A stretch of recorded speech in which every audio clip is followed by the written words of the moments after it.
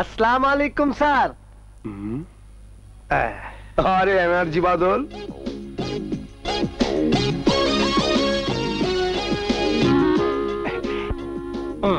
আগের জায়গায় নিয়ে গিয়ে বসো। ঠিক আছে ঠিক আছে স্যার।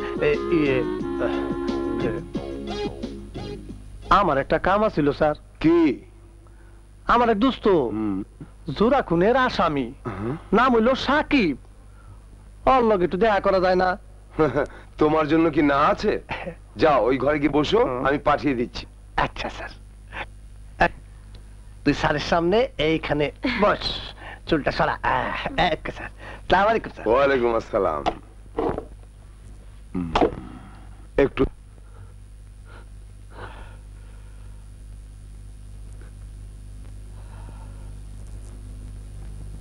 বাদল ভাই, ভাই আমার একটু দেখতে এলো না। ভাইয়াটা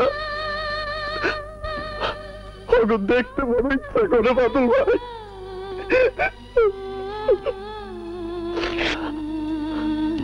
বাদল ভাই, আমার কি সত্যি ফাঁসি হইব? হইলে আর কি করুম? আমি কি করুম? তুই তো লিডারের কোনো কথাই শুনলি না, তখন তো বড় বড় বক্তব্য দিলি। অহন তো নিজ্ঞাত ফাঁসি হইব, ফাঁসি হইব, ফাঁসি হইব। বাদল ভাই, আমার ভুল হয়ে গেছে। আমি লিডারের সব কথায় রাজি, আপনি তার একটু বুঝায় এখন। আমি অহন ওনারে কেমনে বুঝাই কমু? তুই যে অপমান ওনারে করছস, আপনি আমারে বাঁচান, আপনি আমারে বাঁচান বাদল ভাই, আপনি আমারে বাঁচান বাদল ভাই। ঠিক আছে ঠিক আছে, দেখি দেখি কি করা যায়।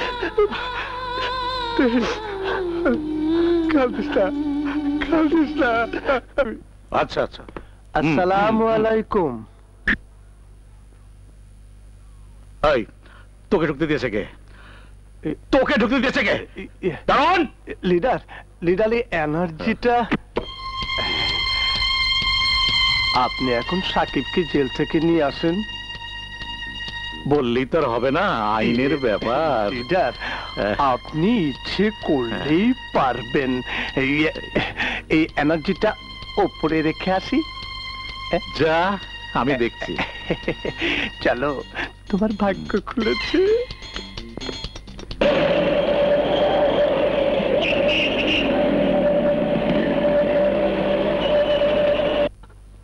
বিশ্বাস করো না,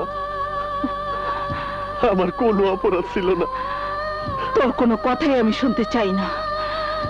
যে ছেলেকে এত কষ্ট করে লেখাপড়া শিখিয়েছি, সেই ছেলেকেই যখন পাইনি, তখন তোর মতো একটা খুনি ছেলেকে আর দেখতে চাই না।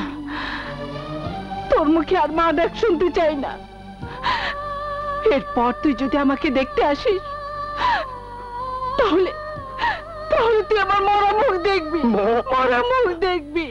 যা, আমার সামনে থেকে বেরিয়ে যা।